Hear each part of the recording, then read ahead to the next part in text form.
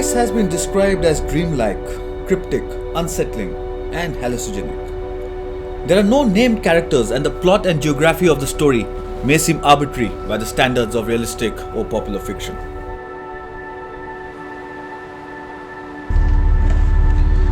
Ice by Anna Kavan.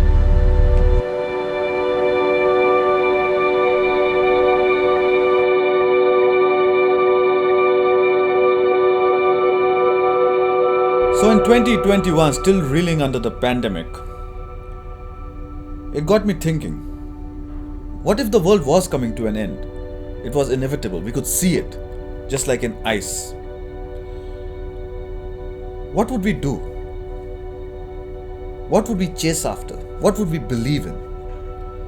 So I don't think there would be any two readers who could read ice and come back with a similar experience. What's happening is what you decide is happening. I mean, at points you think even whether the girl the protagonist is chasing is real or is she imaginary. At times you wonder whether the facts that he's stating are just a figment of his imagination or did they really occur.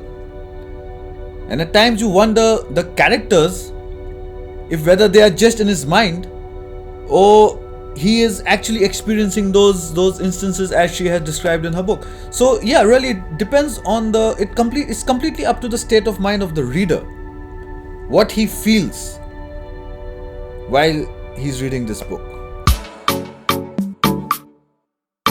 Okay, so I'll be honest with you. I went through this book in a sort of daze. As I was traveling at the time and it was a pandemic hit world, the airports were barren and empty.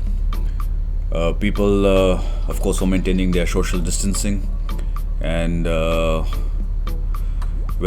scarce people who were there would sort of look at each other suspiciously, as if, they're checking if you got it, like, you got it, man. I'm like, no, man, I ain't got it.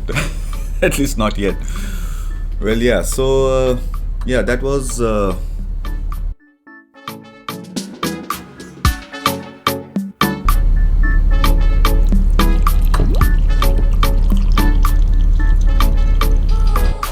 So you start to wonder whether the protagonist is in the real world to begin with. I mean, is this really happening? But yes, as you start delving into the world, the ice itself takes a backdrop where it's not mentioned a lot, but it's there and it's coming, and it's closing in on you, and there's not going to be any place to run or to hide. Yet you have this protagonist who's chasing this girl, where he feels somehow he feels drawn to her in ways which are not clearly related to. I'm not sure if Anna Kavan was able to really get through to her audience, but if the audience chooses to, I think they will see things here which may move them in special ways. Especially when you are in a world that is dying, and you're looking for something that is unattainable. You have two choices here. One is, of course, surviving.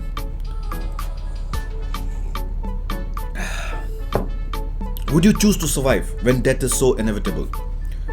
And one is trying to be with the one you love. The characters themselves don't seem real to begin with, because the protagonist seems to be chasing a figment of his own imagination at the time, and every time he catches up with this figment of his imagination, the figment seems to self-destruct in gruesome ways as described in the book. And you sort of sit back and you wonder what happened. I mean, is that person he chasing real?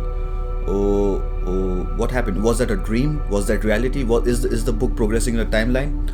Is the book progressing chronologically? So all these things start weighing on your mind until as you keep reading, you sort of are unable to make any sense of anything that's going on anymore, unless you decide to make sense of it. So the sense that you decide to make of it is really up to you. because Anna Kavan is not going to help you out there. Um, well, death, despair, disappointment. This seems to be the basic theme. So definitely, this is not the best book to be reading in a pandemic hit world. But my main reason for choosing this book was actually for its size, so yeah, I needed something that sort of fit into my jacket pocket while I was traveling, and was just convenient to pull out and sort of start reading at any point, especially while you're standing in line for customs, immigrations, and the works while catching a flight. So yeah, the apocalypse just seems so real.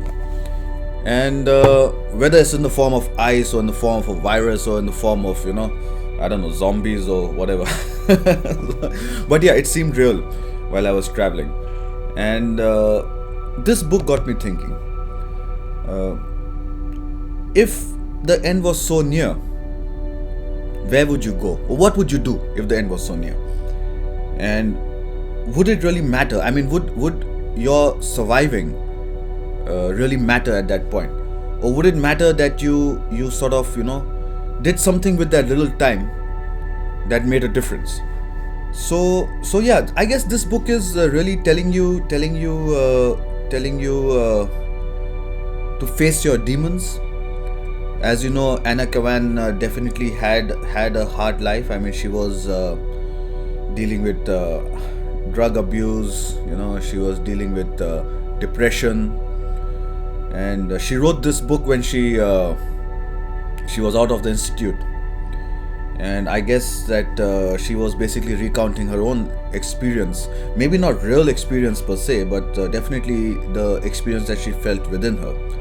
And this is something that does come across while you read Ice, because she may or may not be able to relate. I mean, you may or may not be able to relate to what she is writing, but you will definitely at some point be able to relate to your own demons, to your own fears, to your own how do you say, doomsday. I mean, to your own thought of what it would be if the world ended, and to your own thought of if the world was ending, would all of this seem real, or would your mind create a reality for you where you could exist for a while and sort of be happy? Because the protagonist here is definitely chasing something that he needs more than something that he wants, and the need and the want seem to commingle at some point, and he is unable to relate to what is it that he wants, even when he gets it. So yeah, do read Ice if you sort of feel up to it, and definitely let us know let us know in the review section what you thought of this book, because I personally don't know what the book was about, but I just know that my experience was pretty vivid while I was reading this book, and I actually could see the end of days near, and it got me thinking. It really did get me thinking. So yeah, good luck. Yeah, Ice.